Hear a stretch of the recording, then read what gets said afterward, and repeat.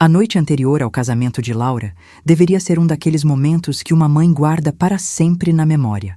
O salão elegante do buffet em São Paulo brilhava sob o lustre de cristal, espalhando pequenos arcos-íris pelas paredes, enquanto minha filha ensaiava seus votos. Aos 25 anos, ela nunca tinha parecido tão linda. O cabelo castanho iluminado por mechas claras caía em ondas definidas e os olhos, sempre tão vivos, transbordavam uma felicidade que deveria aquecer o meu peito. Mas algo em mim se contraía, como se uma sombra se arrastasse por entre aquelas luzes perfeitas. O motivo dessa sombra tinha nome: Bruno, o noivo da minha filha. Ele se aproximou de mim com aquele sorriso treinado, o mesmo que me incomodava desde o dia em que o conheci. Um sorriso que nunca alcançava os olhos. Dona Helena, podemos conversar um instante? Eu estranhei o tom, mas concordei. Segui atrás dele para a biblioteca do buffet. Um ambiente silencioso, com cheiro de madeira encerada e livros caros que provavelmente ninguém lia.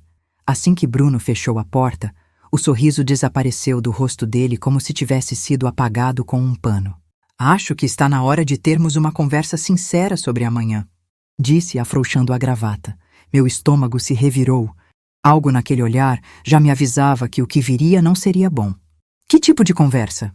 Ele ajeitou o paletó, respirou fundo e se virou para mim com uma frieza que me gelou a espinha.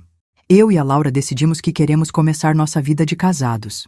Limpos, sem interferências, sem presenças desnecessárias. Franzi a testa. Não estou entendendo. Bruno deu um leve sorriso, agora cruel. A senhora... Nós não queremos a senhora na nossa vida, dona Helena. Depois de amanhã, será melhor se simplesmente desaparecer. Por um instante, o silêncio da biblioteca pareceu ensurdecedor. Pisquei 2 vezes. Não podia ter ouvido aquilo corretamente. Como é que é? Ele não hesitou. A Laura concordou. Aliás, foi ideia dela. Só não teve coragem de falar pessoalmente.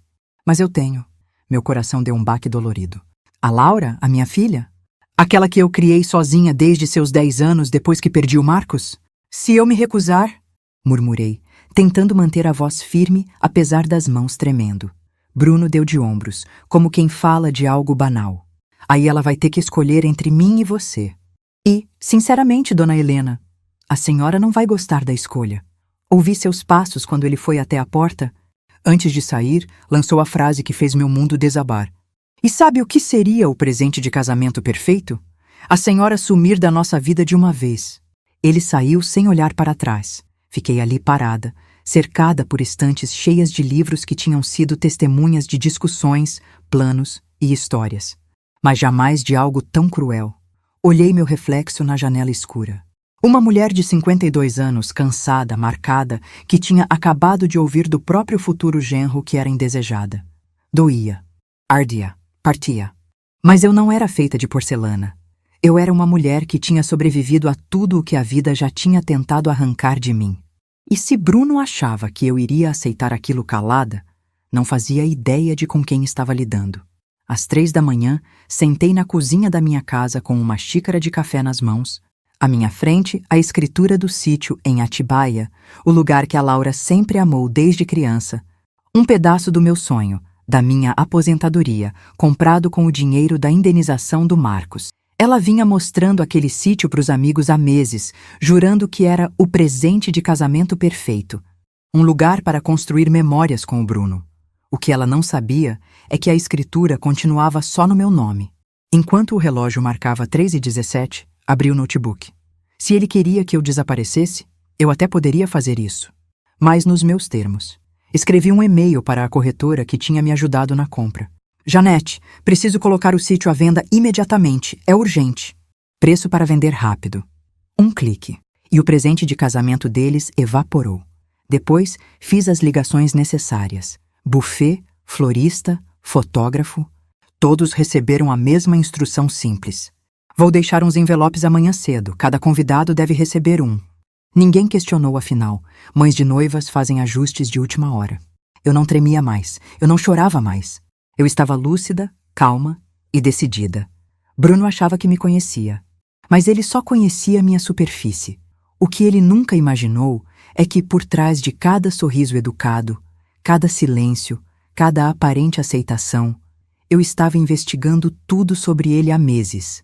E naquela madrugada, preparando cada envelope, eu soube com total clareza. No dia do casamento da minha filha, quem iria desaparecer não era eu. Era a máscara do homem que tentou destruí-la, e destruir nós duas. A manhã seguinte começou com um silêncio estranho, quase ritualístico, como se o mundo estivesse prendendo a respiração. Eu acordei antes do sol nascer. Não que tivesse dormido de verdade, e revisei mentalmente cada passo do que faria naquele dia. O sítio em Atibaia já estava listado. 3 propostas tinham chegado antes mesmo de eu sair de casa. A corretora, surpresa com a urgência, me mandara mensagens insistentes. Helena, se confirmar agora, fecho hoje. Mercado quente, pagamento à vista. Confirmar. Essa palavra pesou no meu peito, mas não me derrubou. Eu não estava destruindo um sonho. Eu estava me libertando de um pesadelo que quase se instalou na vida da minha filha. Cheguei ao buffet pouco antes das 8. O sol da manhã atravessava as janelas amplas, revelando a equipe correndo para montar a decoração do casamento. O cheiro de flores frescas e café recém-passado preenchia o ambiente. Helen, a chefe de buffet, amiga de longa data, veio ao meu encontro com o senho franzido. Helena, você está me deixando aflita. A noiva está tranquila, mas você está com uma expressão que eu só vi quando o Marcos faleceu. É só cansaço. Respondi entregando a ela a caixa com os 118 envelopes. Preciso que cada convidado encontre o seu na mesa, nome por nome. Sem falhas. Ela segurou a caixa e percebeu o peso. Meu Deus, o que é isso exatamente? Olhei nos olhos dela. Verdade, Helen. E ela pesa mesmo. Ela engoliu seco, mas não fez mais perguntas. Depois de tantos anos, confiava em mim. As próximas horas foram um desfile de maquiagem, cabelo, vestidos pendurados, risadas nervosas e fotos espontâneas. Fui para o salão encontrar Laura e as madrinhas. Aquele ambiente feminino, cheios de sprays, perfumes doces e ansiedade boa, sempre me emocionou. Laura estava radiante na cadeira, com o roupão branco de cetim, o cabelo preso delicadamente, a pele iluminada. Mãe! Ela sorriu ao me ver. Estava preocupada, você demorou. Tive umas coisas para resolver. Mas já estou aqui. Ela pegou minha mão animada, sem imaginar o terremoto que estava prestes a viver. Mãe, você está feliz? Perguntou, repassando o batom com a ajuda da maquiadora. Quero que hoje seja perfeito para todo mundo. Ah, como doeu ouvir aquilo. Ela não fazia ideia do mundo em que estava pisando. Abracei seu ombro de leve. Amor, às vezes, o que parece perfeito só está mascarando o que não está certo, e a vida dá um jeito da verdade aparecer. Falei medindo cada palavra. Nossa, você está profunda hoje. Ela riu sem entender o subtexto. Guarda essas pérolas para o seu discurso. Não vou fazer discurso. Ela se virou para mim, surpresa. Como assim? Você escreveu aquele texto enorme. Eu estava tão ansiosa para ouvir. Planos mudam, filha, mais do que você imagina. Ela franziu o rosto, mas a maquiadora chamou sua atenção. Aquela seria a última conversa leve entre nós por algum tempo. Às 4 da tarde, o jardim começou a se encher de convidados. O céu estava limpo, com o tipo de luz dourada que fotógrafos imploram a Deus. Laura caminhou abraçada ao meu irmão, usando o vestido de renda da minha mãe linda como uma pintura. Por alguns minutos, me perguntei se estava fazendo a coisa certa. Se eu não estaria destruindo o dia mais importante da minha filha. Se talvez eu pudesse ter esperado, conversado, explicado, mas então vi Bruno no altar. O sorriso falso, o olhar de dono. A postura de quem acreditava ter vencido. E a dúvida evaporou. Durante a cerimônia, cada palavra do celebrante parecia ecoar com outro significado na minha cabeça. Honestidade. Cuidado. Proteção. União verdadeira. Bruno não representava nenhuma delas. Quando o celebrante perguntou se alguém se opunha àquele casamento, por um segundo senti o peso da decisão, mas eu não precisava dizer nada. A verdade viria sozinha, e viria com força. No salão, a atmosfera era leve. Música de fundo, taças tilintando, convidados conversando animadamente. Tudo pronto para o momento em que cada envelope seria aberto. Eu me sentei no lugar reservado à mãe da noiva. Um lugar de destaque. E observei, escondendo a tempestade por trás de uma expressão neutra. O mestre de cerimônias fez o anúncio. Senhores, antes de darmos início ao jantar, a mãe da noiva preparou uma mensagem especial para cada um de vocês. Por favor, abram seus envelopes. A frase ecoou pelo salão, 118 dedos deslizando pelo papel ao mesmo tempo. 18 verdades libertas ao mesmo instante. O primeiro som foi um suspiro alto.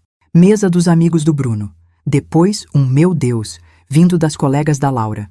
Em seguida, uma sequência de exclamações, sussurros, incredulidade. Eu observei tudo.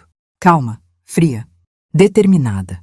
Quando Bruno notou o clima mudar, girou a cabeça em todas as direções.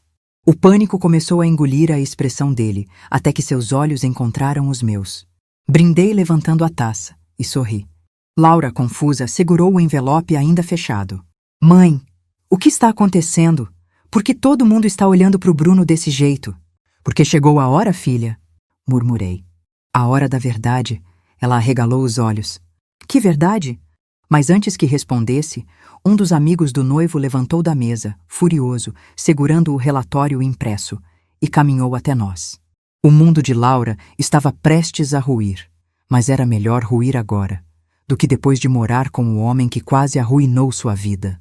E assim, enquanto os convidados começavam a se levantar indignados, eu respirei fundo, sentindo algo que não experimentava havia muito tempo.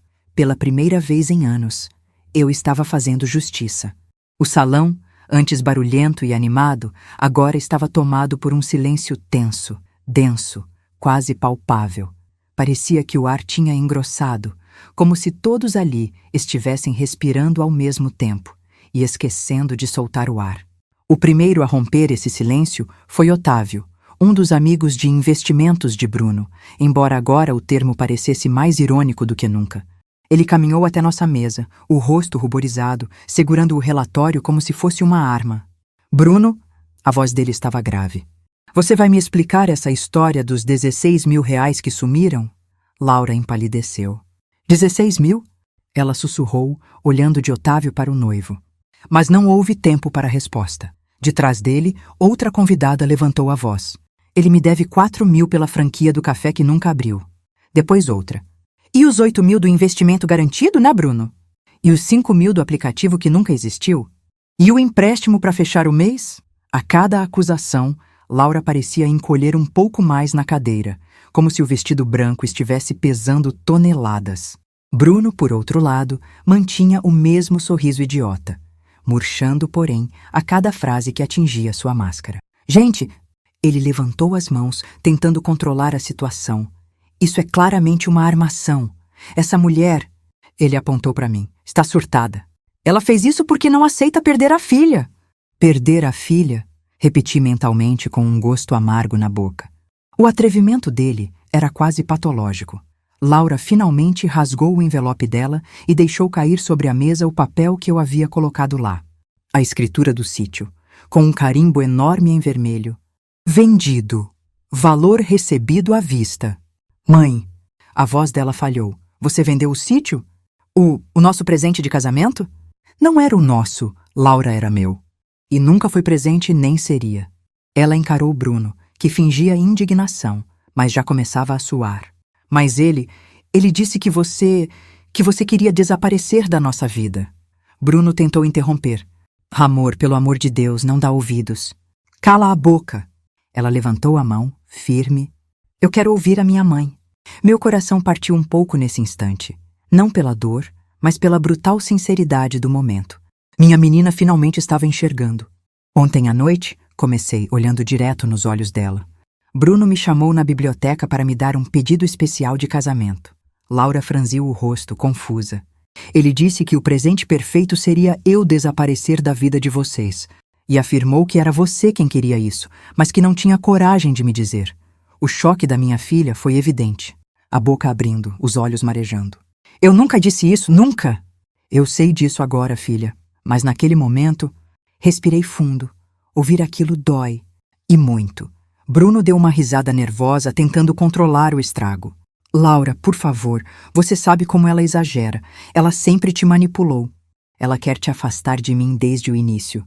A palavra manipulou saiu da boca dele como veneno. Antes que Laura respondesse, outro convidado levantou a voz do fundo do salão. Bruno, Se você continuar mentindo, vou chamar a polícia. Agora você me passou cheque sem fundo, seu canalha. O salão inteiro se agitou. Pessoas começaram a se levantar. Outras pegavam os celulares, as acusações não paravam. O noivo perfeito, o genro ideal, estava desmoronando bem ali, diante de todos. Laura começou a chorar. Mas não era o choro desesperado de quem perdeu algo precioso. Era o choro de quem acorda de um sonho ruim, ofegante, confusa, mas viva. Ela olhou para Bruno pela primeira vez com lucidez. Ele falou a verdade? A voz dela saiu fraca, mas firme. Você pediu para minha mãe desaparecer? Bruno hesitou. E foi esse segundo, esse único segundo, que entregou tudo. Laura soltou o ar como se tivesse levado um golpe no peito. Meu Deus, eu quase me casei com você. Ele tentou segurar a mão dela, mas ela afastou-o com um movimento brusco. Não encosta em mim. A plateia, agora completamente tomada pela indignação, começou a registrar tudo com as câmeras dos celulares. Cada detalhe, cada expressão, cada mentira. Bruno parecia um animal encurralado. Foi então que uma voz rouca e autoritária ecoou. Isso é crime grave. E tem nome fraude. Estelionato. Vocês dois, parem de circular por aqui. Era o juiz aposentado Álvaro, padrinho de família antiga do buffet. Ele levantou uma das folhas impressas. E essa parte aqui, Bruno? Ele mostrou um trecho do dossiê sobre o processo de apropriação indevida da sua família contra você? Quer comentar? Bruno gaguejou. Foi o suficiente. Alguém ligou para a polícia. Outros começaram a cercá-lo. Laura chorava, sem forças para segurar o próprio corpo na cadeira. E eu terminei meu pedaço de salmão em silêncio, observando o caos que aquele homem havia plantado. E que agora estava colhendo. O casamento não tinha acabado oficialmente ainda. Mas Bruno tinha acabado de todas as formas possíveis. Quando finalmente ergui os olhos, vi minha filha me olhando como se só agora enxergasse quem eu realmente era. E eu sabia que a parte mais difícil ainda não tinha começado. O que viria a seguir não destruiria apenas um casamento. Desfaria toda uma ilusão. E começaria, de fato, o processo doloroso de libertação. O salão de festas parecia um cenário pós-guerra. O bolo enorme permanecia intacto. As flores começavam a murchar sob o calor das luzes e o DJ, sem saber o que fazer, deixou uma playlist instrumental tocando baixinho. Violinos suaves contrastando de forma quase cruel com o caos emocional espalhado pela sala. A polícia já estava lá havia alguns minutos, acompanhada de 2 seguranças do próprio buffet. O noivo que, até algumas horas atrás, era admirado por todos, agora estava encurralado perto do bar, sendo pressionado por 3 convidados furiosos e um policial de expressão dura. Laura estava ao meu lado, sentada, sem conseguir respirar direito.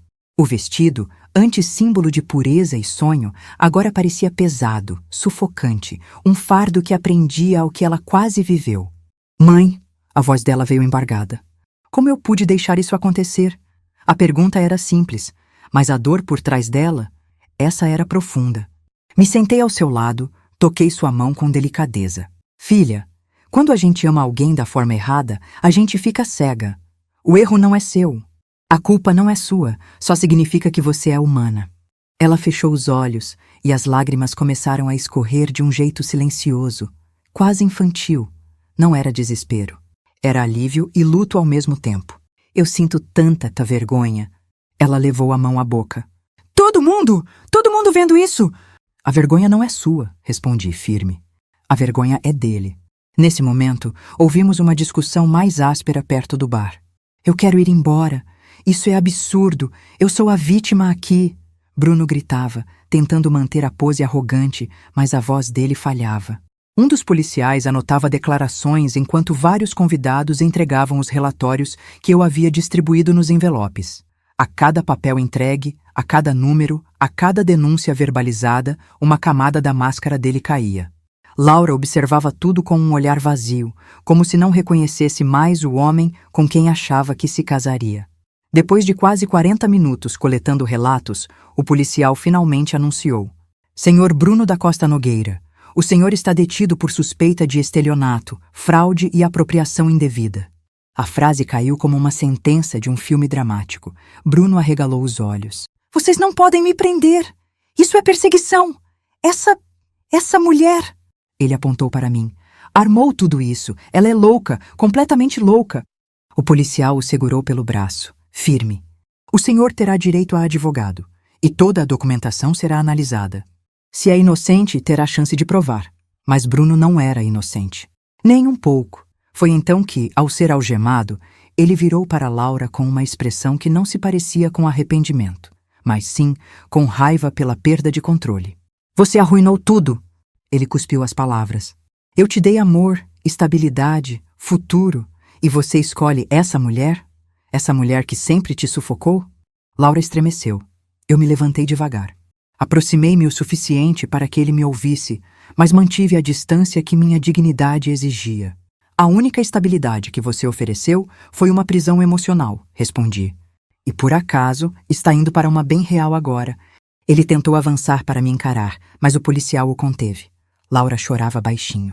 Me soltem. Ele insistia enquanto era conduzido para fora. Vocês ainda vão me agradecer quando descobrirem que ela sempre foi o problema. Ela não é o problema, Laura gritou, pela primeira vez levantando a voz. Você é... Sempre foi. Bruno empalideceu, mas não disse mais nada. Foi levado até a viatura enquanto os convidados observavam, parte indignados, parte chocados, parte filmando discretamente. Eu respirei fundo. E por um instante senti pena, não de Bruno, mas da versão da minha filha que acreditou nele. A sala começou a esvaziar aos poucos, enquanto as pessoas iam embora com passos leves de quem mal sabia como reagir àquilo. Algumas vinham até nós com palavras de apoio, outras apenas tocavam meu ombro em silêncio. A vida segue, mesmo depois de grandes explosões. Eu e Laura ficamos ali, observando o salão se transformar numa paisagem triste. Cadeiras fora do lugar, pétalas pelo chão, pratos semi-arrumados, lembranças que nunca seriam entregues. A gerente do buffet se aproximou com o rosto tenso. Dona Helena, sinto muito. Se quiser, podemos cancelar o restante da noite. Não tem mais nada a ser feito aqui. Laura respirou fundo. Não tem mesmo. A gerente se afastou e ficamos só nós duas, mãe e filha, lado a lado, no meio de ruínas sentimentais. Laura segurou minha mão. Mãe, eu te perdi nos últimos meses, não perdi? Ela disse baixinho. Meu peito apertou. Você se afastou, sim, mas não por maldade. Você estava envolvida com alguém que te manipulava. Isso acontece com muita gente boa. Eu dizia que você estava exagerando. Ela engoliu o choro. Que você tinha ciúme. Eu até pensei que você tinha medo de ficar sozinha. Aquelas palavras, mesmo ditas com arrependimento, doeram como uma ferida antiga reaberta. Eu só tinha medo de perder você. Respondi sincera. Ela chorou de novo, mas dessa vez me abraçou. Com força, com necessidade, como se quisesse compensar semanas, meses, talvez anos que ficamos mais distantes do que deveríamos. Mãe, eu sinto muito mesmo. Abracei-a, acariciando seus cabelos como quando era pequena. Não precisa pedir desculpas, meu amor. O importante é que você voltou. Saímos do salão quando já passava das 10. O estacionamento estava quase vazio, o vento frio da noite levantando pequenas ondas no vestido de Laura. Eu a envolvi com minha manta. Mãe, ela murmurou ainda olhando o chão. E agora? Suspirei. Agora você vem para casa. Respira, dorme. Chora o que precisar e depois a gente reconstrói tudo. Juntas. Ela assentiu exausta. Entramos no carro. Quando dei a partida, Laura olhou pela janela e disse: Você sabia, né? Você sabia que a verdade ia aparecer. Eu sabia. Respondi simples, mas não imaginava que doeria tanto. O trajeto até em casa foi silencioso, como se o mundo precisasse de alguns minutos de respeito para reorganizar as peças da vida dela. E da minha também. Ao estacionar, Laura segurou minha mão mais uma vez. Mãe, obrigada por não desistir de mim. Olhei para ela e pela primeira vez desde o início daquela história toda, senti uma onda de esperança. Eu nunca desistiria de você, Laura, nunca. E naquele instante percebi. Não estávamos apenas encerrando um capítulo doloroso. Estávamos começando um novo, mais verdadeiro, mais forte, mais nosso. A tempestade havia passado, mas o céu ainda guardava muitos trovões escondidos. E eu já sabia, a história ainda estava longe de terminar. A madrugada parecia maior do que deveria. Eu e Laura chegamos em casa exaustas, com a sensação de termos vivido uma década inteira em poucas horas. Ela caminhava devagar, segurando a barra do vestido, como se cada passo fosse um lembrete do peso emocional daquele dia. Eu a ajudei a subir as escadas. A casa estava silenciosa e, por um instante, tudo pareceu suspenso, como se o tempo tivesse parado para que ela pudesse respirar. Quer tomar um banho quente, filha? Perguntei, abrindo a porta do quarto que ela mal usava havia meses. Laura apenas assentiu. Seus olhos estavam vazios, não de tristeza, mas de choque. Um choque que machuca e também liberta. Enquanto ela entrava no banheiro, ouvi um soluço quebrar o ar. Baixinho, contido, mas doído. Encostei na porta devagar. Filha? Mãe! A voz saiu abafada. Eu não sei se consigo ficar bem. Você consegue? Só não precisa ser hoje. O choro dela rompeu, finalmente, sem resistência. Era um choro profundo, daqueles que fazem o corpo inteiro tremer. Não era apenas sobre o Bruno.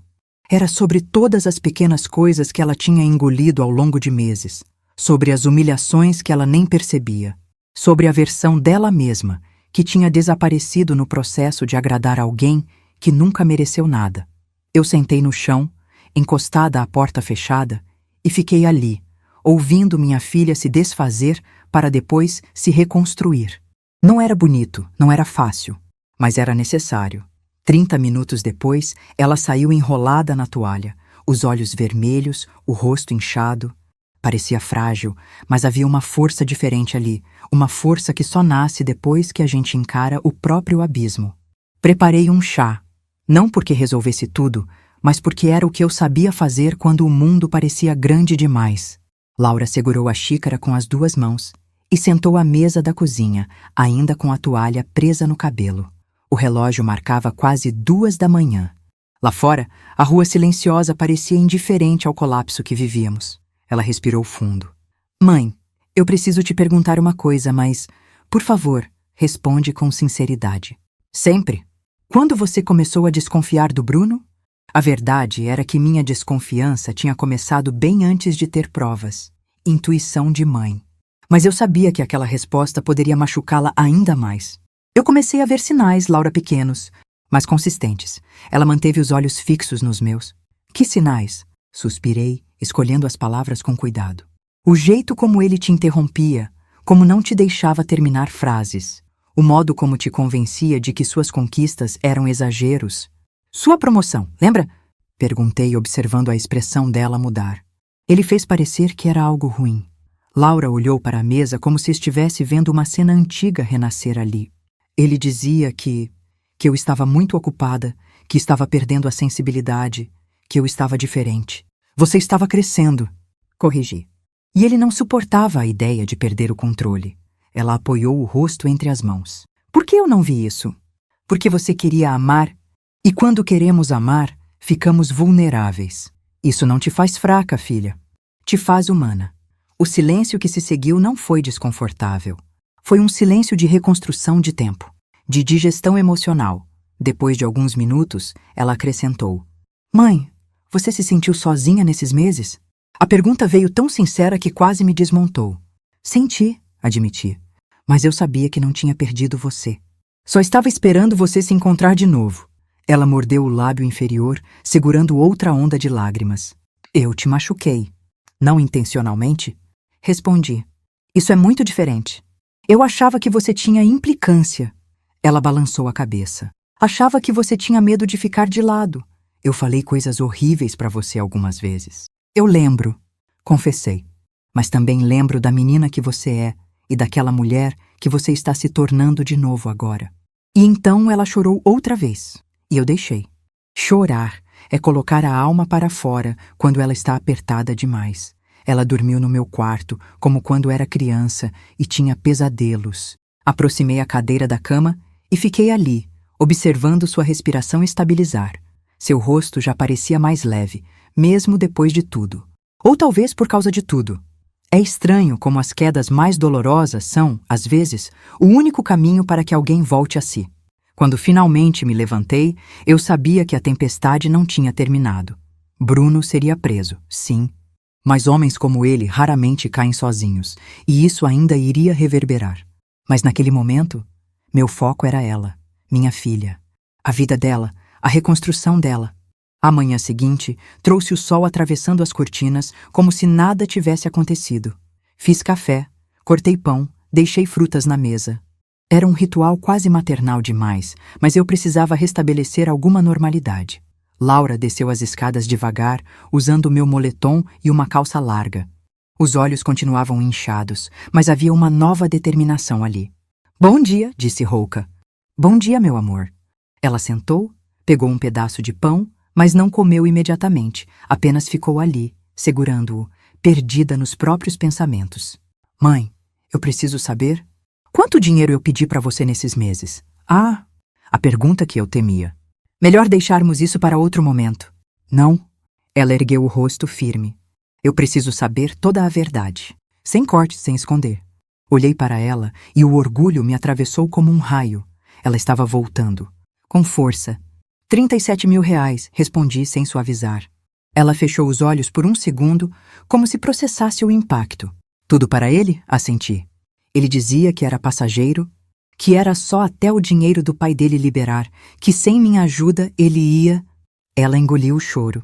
Ia se sentir menor como homem. "Ele te manipulou? Com culpa, com medo, com dependência emocional. Mas ainda assim, fui eu quem pediu. E eu dei porque confiei em você, não nele." "Em você." Ela colocou as mãos no rosto. "Eu preciso te devolver cada centavo." "Não precisa."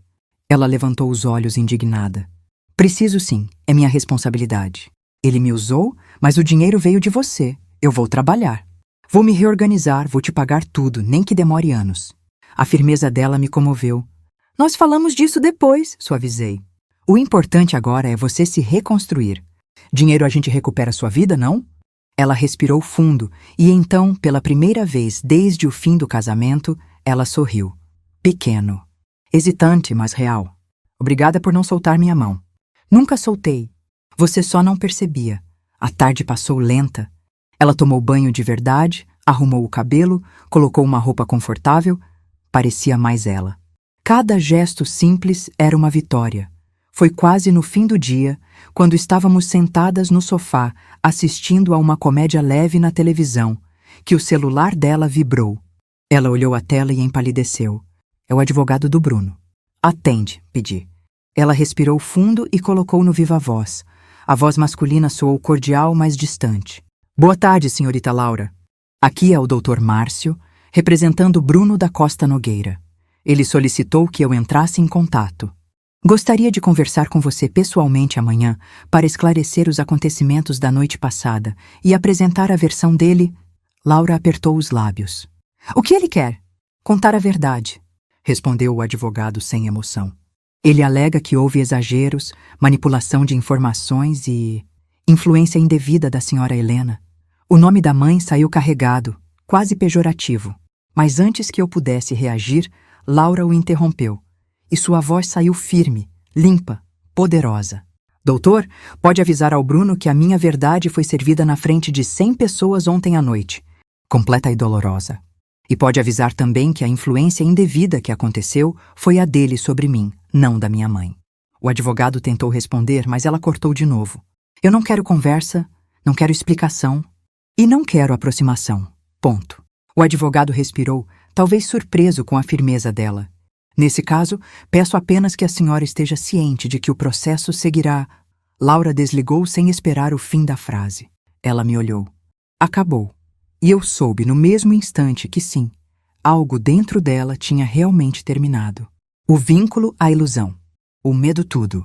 Mas algo novo estava começando.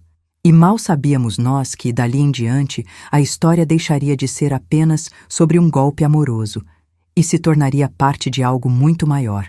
Uma rede de manipulação que não atingia só Laura. Ainda viria a noite em que receberíamos a visita que mudaria tudo.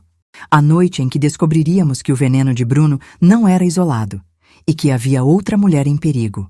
Uma mulher que ainda não sabia que sua vida estava prestes a ruir. Essa seria a verdadeira virada.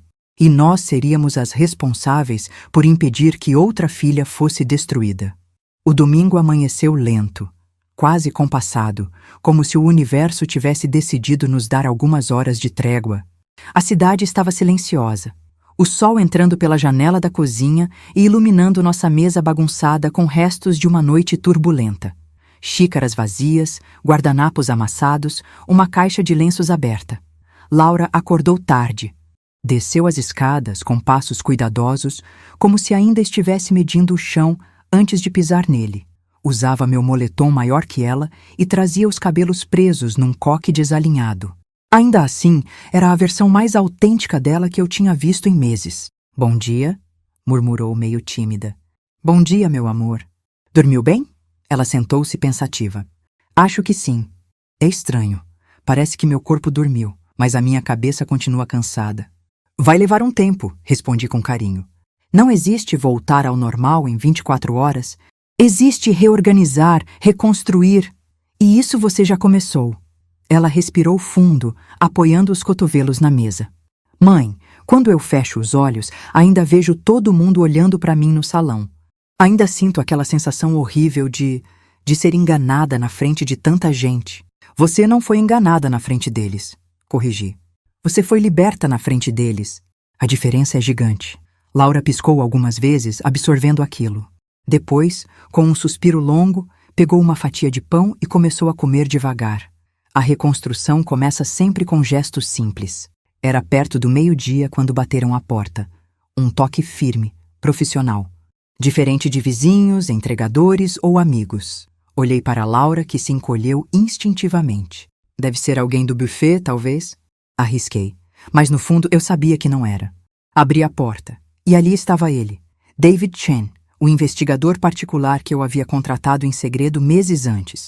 Um homem de cerca de 50 anos, postura impecável, olhar analítico e uma calma que sempre me impressionava. "Bom dia, dona Helena", cumprimentou tirando os óculos escuros. "David, o que houve?" Ele não respondeu logo. Em vez disso, lançou um olhar rápido para dentro da casa. "Posso entrar?" Meu coração apertou. Algo na expressão dele indicava que aquela visita não era apenas um acompanhamento da prisão de Bruno. "Claro!" Abri caminho. Quando Laura viu quem era, empalideceu um pouco. Não de medo, mas de lembranças que ainda estavam frescas demais. David se sentou à mesa, abriu a pasta que trazia e espalhou alguns documentos. Seu olhar estava mais sombrio do que eu já tinha visto. "Vim atualizar vocês sobre o caso do Bruno", começou. "Mas também trouxe informações novas e preocupantes." Laura endireitou a postura. "O que ele fez agora?" "Não é sobre o que ele fez." David cruzou os dedos sobre a mesa. "É sobre com quem ele fez." Meu estômago gelou. Ele virou uma foto em nossa direção. Um homem de aproximadamente 30 anos, bem apessoado, sorriso aberto, aparência confiável.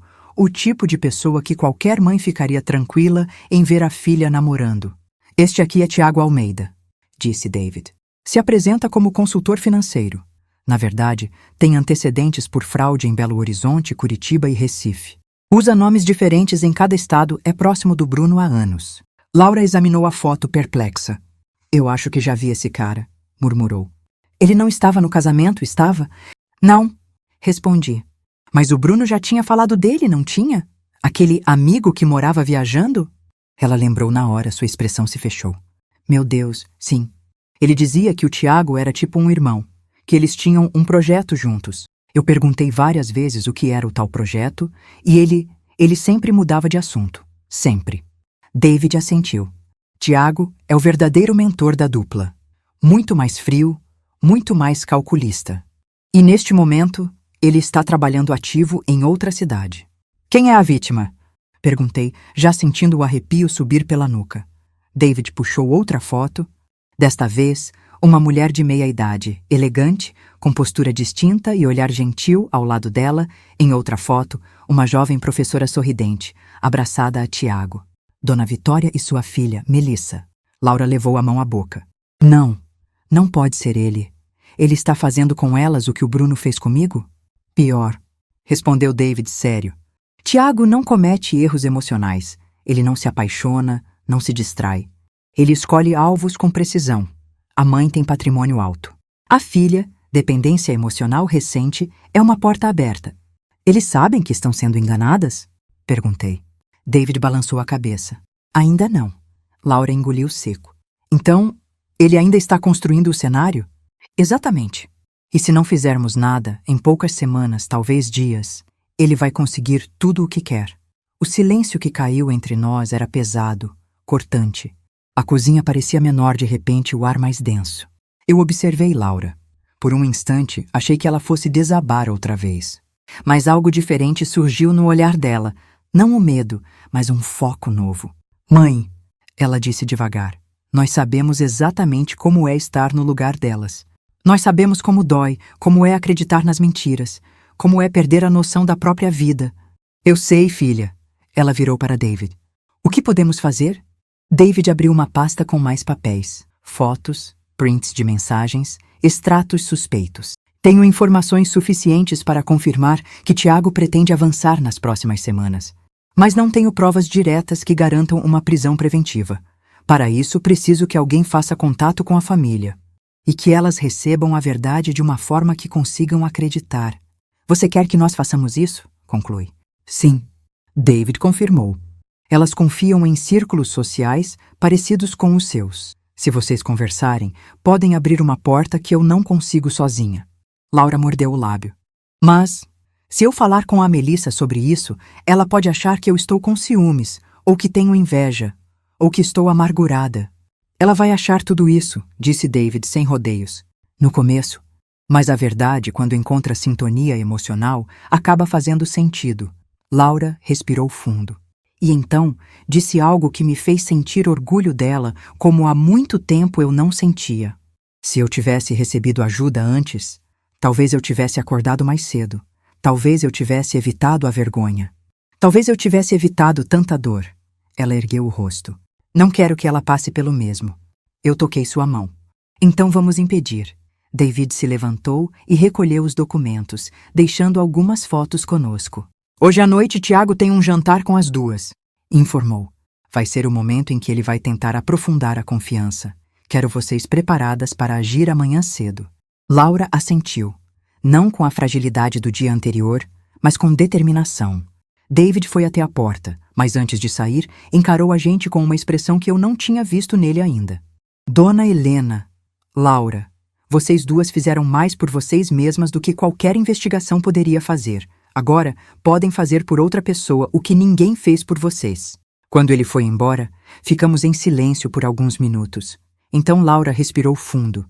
Mãe, eu quero fazer isso. Quero ajudar essa menina. Não porque eu precise reparar algo, mas porque ninguém merece passar pelo que eu passei.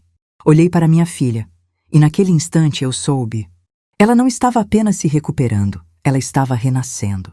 E juntas, como sempre deveríamos ter estado, nós iríamos enfrentar o próximo monstro, porque a história com o Bruno tinha acabado. Mas o capítulo mais importante ainda estava por vir. O capítulo em que a dor da nossa família se transformaria em proteção para outra. E em força, a força que sempre existiu em nós duas, mesmo quando esquecemos disso. A segunda-feira amanheceu com um peso diferente. Não era mais a dor do que vivemos, era a responsabilidade do que estava por vir. A casa parecia respirar com a gente, como se até as paredes soubessem que algo importante ia acontecer naquele dia. Laura acordou cedo, antes mesmo de eu chamá-la. Encontrei-a na cozinha, preparando café, ainda de moletom, mas com uma concentração serena no rosto. Era quase como se estivesse se preparando para uma apresentação importante. Mas essa apresentação envolveria a vida de outra mulher, talvez de duas. Dormiu bem? Perguntei. Ela mexeu o açúcar no café, pensativa. Não muito. Fiquei imaginando. E se a Melissa me tratar como eu teria tratado alguém que tentasse me avisar sobre o Bruno? A pergunta doeu porque era verdadeira. A gente só oferece a verdade, filha. O resto não cabe a nós. Respondi tocando seu braço. Quem vive a mentira é que decide quando está pronta para enxergar. Ela respirou fundo. Vamos tentar, então. Passei a manhã revisando com ela as informações que David Chen havia deixado. A investigação sobre Tiago Almeida não era só extensa, era assustadora. 3 nomes falsos nos últimos 4 anos. Laura lia em voz baixa. 2 relacionamentos simultâneos. Uma tentativa de casamento com uma mulher de Brasília que o filho dela conseguiu impedir. E agora, a Melissa, a foto de Melissa. Uma jovem professora, sorriso doce e olhar gentil, parecia nos observar da mesa. Eu sentia algo instintivo. Aquela menina não sobreviveria inteira se Tiago conseguisse avançar. Ela não tinha estrutura emocional para alguém tão predatório. Ela é igual a você antes do Bruno. Soltei sem pensar. Laura me encarou e um silêncio pesado caiu entre nós. É por isso que dói tanto, ela murmurou. É como olhar para um espelho do passado e ver a minha própria ingenuidade ali. Toquei sua mão. Não foi ingenuidade, foi amor. E amor é perigoso quando a gente entrega para o alvo errado. Laura piscou devagar, absorvendo aquilo. Depois ajeitou o cabelo e disse com firmeza: Vamos até a casa delas. A mansão de Dona Vitória ficava no Alto de Pinheiros, uma casa tradicional, elegante, com um jardim impecável e segurança na porta. Era claramente um lar construído com anos de dedicação e estabilidade. Exatamente o tipo de lugar que atrairia um manipulador sofisticado. O segurança anunciou nossa chegada, e poucos minutos depois fomos recebidas pela própria Vitória. Ela era ainda mais imponente pessoalmente. O tipo de mulher que atravessa décadas com dignidade, firmeza e um olhar que avalia antes de confiar. Helena, não esperava te ver hoje, disse cordial. Entre, por favor. Passamos por um hall amplo com piso brilhante. Laura parecia tensa, mas mantinha o queixo erguido, como uma mulher que aprendeu uma lição cara e agora se recusava a repeti-la. Vitória nos guiou até a sala, onde pediu café e sentou-se de frente para nós. Vocês vieram falar sobre o caso de ontem? Está em todos os grupos de WhatsApp do clube. Laura regalou os olhos. Meu Deus! Não se preocupe, atalhou Vitória com gentileza.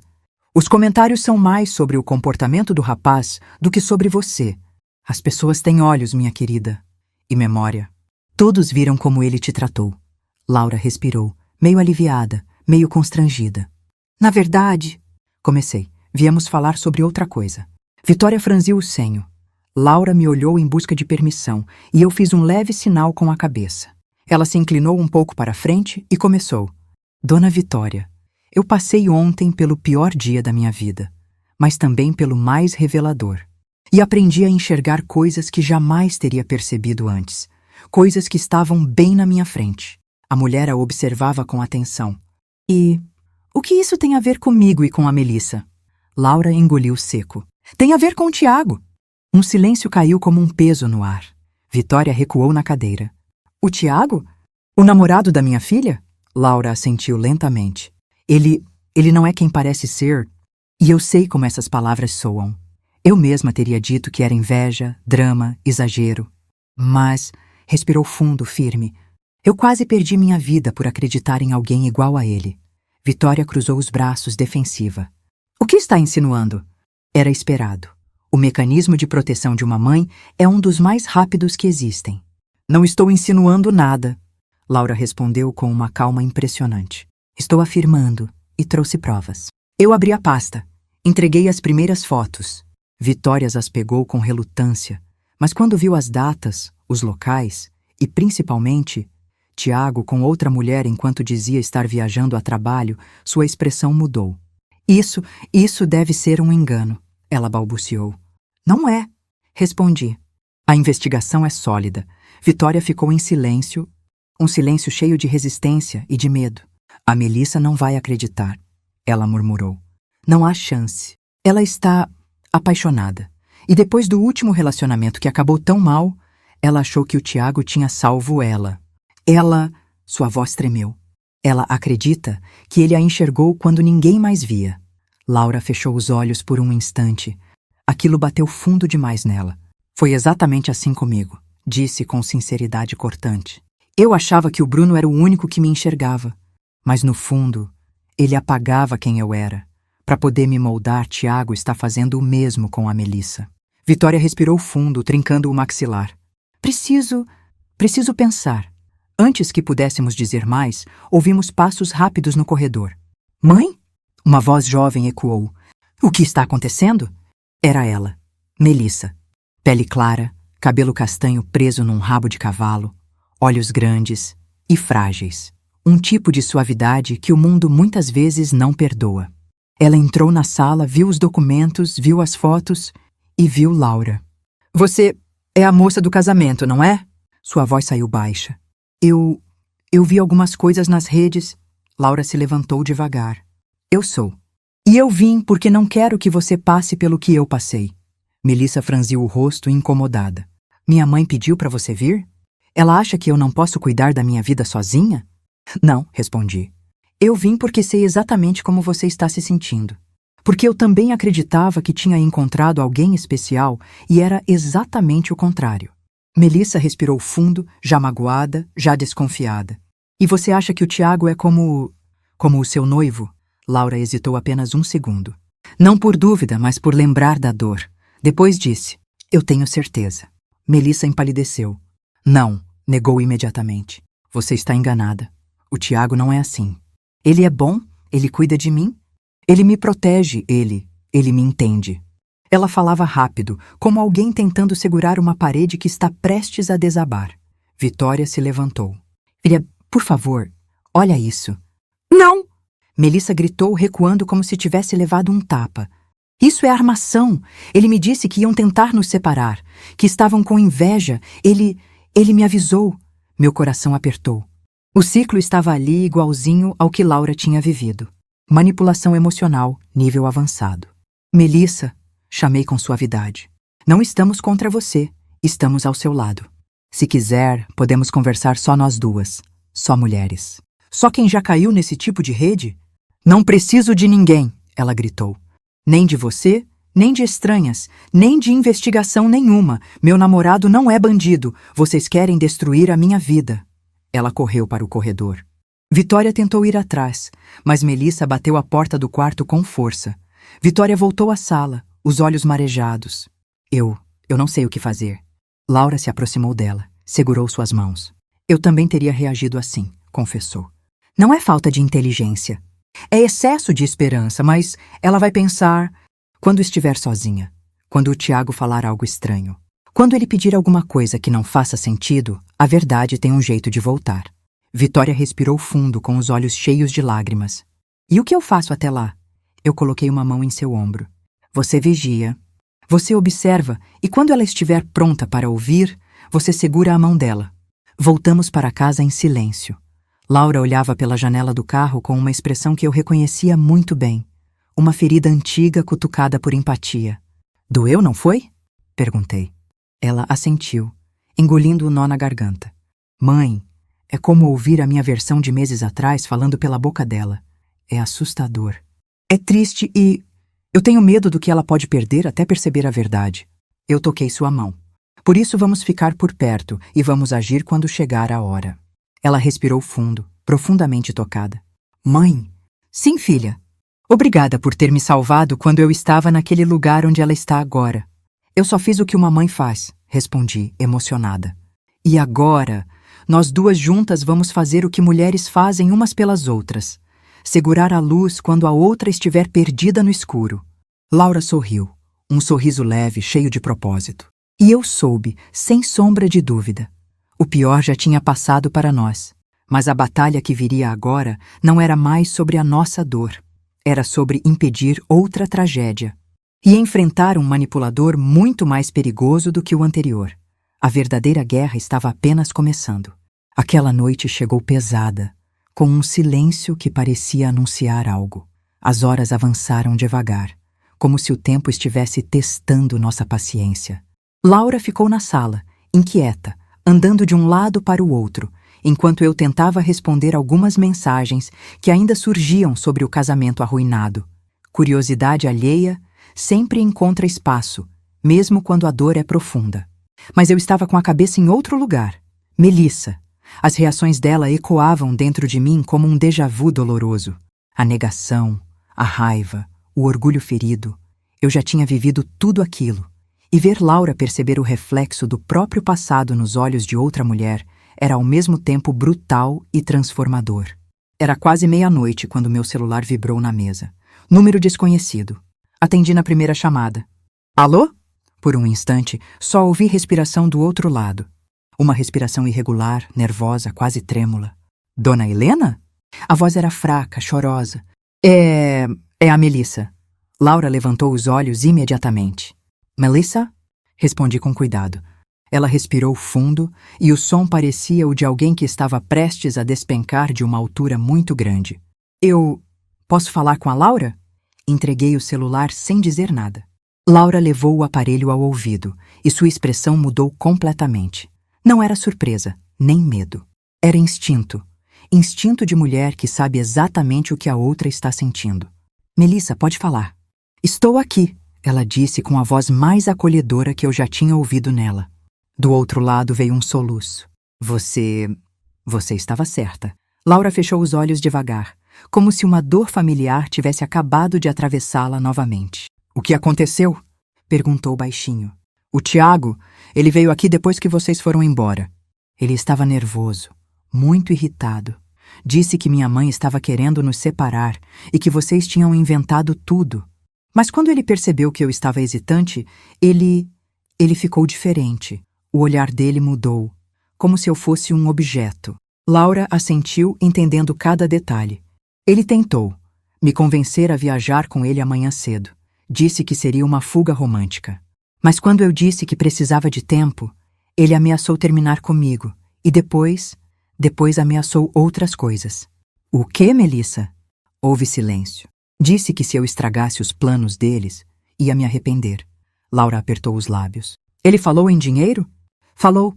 Disse que precisava que eu assinasse um documento para garantir nosso futuro. Eu pedi para ver e ele arrancou da minha mão. Ficou furioso. Meu coração disparou. Melissa, vocês estão seguras? Perguntei, me aproximando de Laura para falar ao viva voz. Estamos. Minha mãe trancou a casa. Ele foi embora, mas disse que voltaria amanhã cedo. E eu estou com medo. Laura respirou fundo, reunindo coragem que ela mesma não tinha tido meses antes. Melissa, escuta. Eu sei que parece que seu mundo está caindo.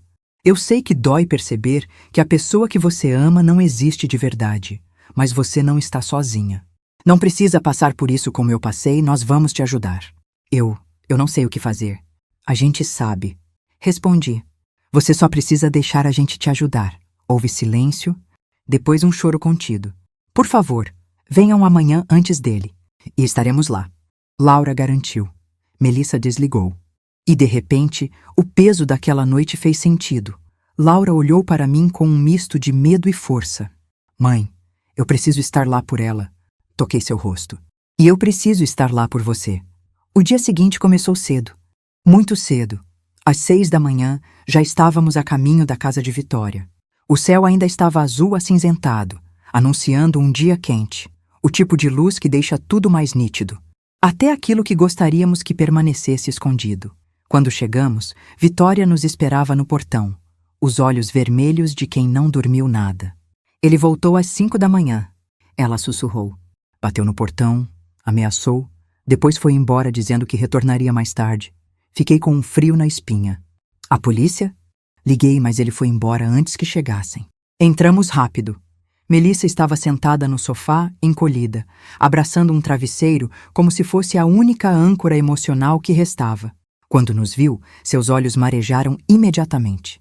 Laura se aproximou devagar, como quem se aproxima de um animal ferido. Você está segura agora? Disse, ajoelhando-se à frente dela. Melissa começou a chorar.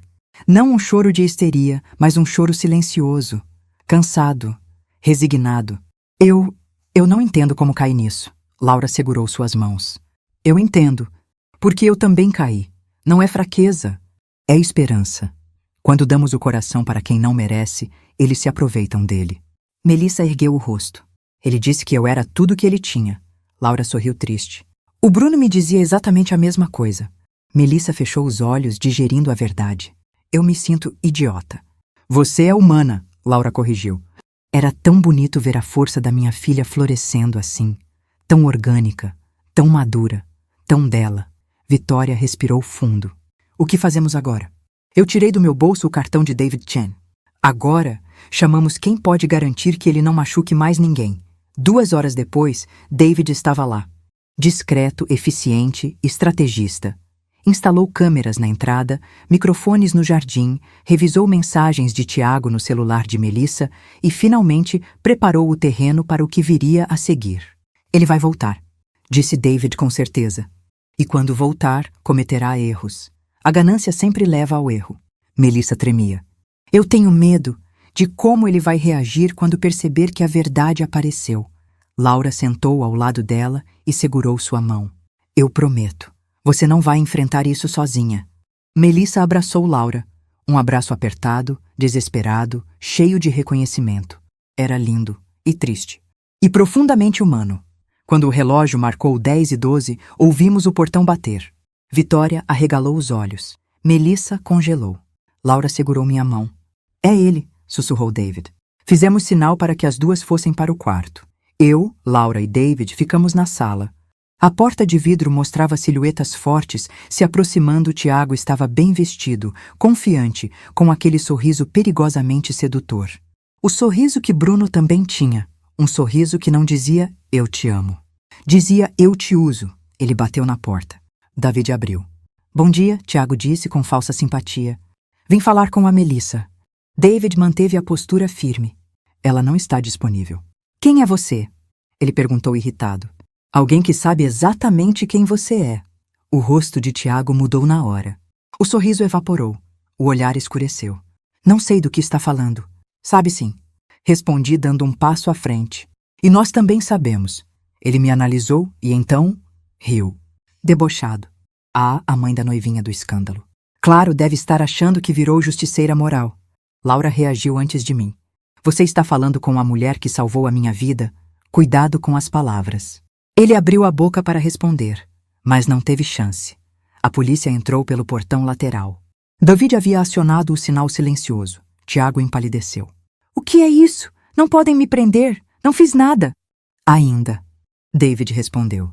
Melissa apareceu atrás de nós, trêmula, mas firme. Fez sim e quase destruiu a minha vida. Tiago tentou avançar, mas os policiais o seguraram e iniciaram a leitura dos direitos. Ele se debatia, xingava, mas já não tinha mais poder, nem encanto, nem controle, nem presas para cravarem outra vítima. Quando finalmente o levaram, Melissa desabou em lágrimas. Vitória correu para abraçá-la. Eu e Laura ficamos ali, observando, sentindo um peso enorme sair dos ombros. A verdade não destrói. A verdade liberta. As semanas seguintes foram de reconstrução. Não só para Melissa e Vitória, mas também para Laura. Ela voltou ao trabalho, mudou o corte de cabelo, limpou o armário. Escreveu uma carta para si mesma, uma carta que falava de amor próprio, limites e recomeços. Uma carta que ela me deixou ler. Eu, por minha vez, transformei a dor em propósito. E quando percebi que tantas outras mulheres viviam histórias semelhantes, soube que precisava fazer algo maior. A ideia nasceu em voz baixa e se tornou realidade em meses. Criamos o projeto Novo Começo, um espaço para apoiar mulheres vítimas de manipulação emocional e financeira. Atendimentos psicológicos, orientação jurídica, rodas de conversa, rede de proteção e, principalmente, um farol para quem ainda estava no escuro. Melissa passou a fazer parte do grupo. Vitória virou uma das apoiadoras oficiais. E Laura? Laura se tornou a voz que tantas mulheres precisavam ouvir. Eu sobrevivi, ela dizia. E você também vai sobreviver. Eu assistia a tudo com uma mistura de orgulho e paz. A filha que eu quase perdi, agora salvava outras. E a mãe que Bruno tentou apagar, agora iluminava caminhos. No final daquele ano, eu estava sentada na varanda do meu apartamento tomando chá, quando Laura se aproximou com um sorriso suave. Mãe? Chamou. Sim. Ela se sentou ao meu lado. Obrigada. Por tudo. Por ter me visto quando eu não conseguia enxergar nada. Toquei sua mão emocionada. Obrigada a você, filha, por ter voltado. Ela apoiou a cabeça no meu ombro. E foi nesse silêncio confortável, nesse fim de tarde quente, que percebi. A história começou com alguém querendo que eu desaparecesse, mas terminou com mulheres aparecendo. Umas pelas outras, umas com as outras. A verdadeira vitória nunca foi expor um manipulador. Foi reconstruir o que ele tentou destruir. E no fundo, eu sabia. Nada some quando é verdadeiro. Nem amor de mãe. Nem força de mulher. Nem a luz que nasce quando a gente escolhe recomeçar. Obrigada por acompanhar minha história até aqui. Se você também passou por algo parecido, ou se alguma parte desta história mexeu com você, compartilhe nos comentários. Sua voz importa, sua dor importa. E, por favor, curta este vídeo e comente o número 4 aqui embaixo. Isso me ajuda a saber que você ficou até o fim e que não estou sozinha nessa caminhada. Seja gentil com você mesma. Um passo de cada vez, a gente se reencontra por aqui.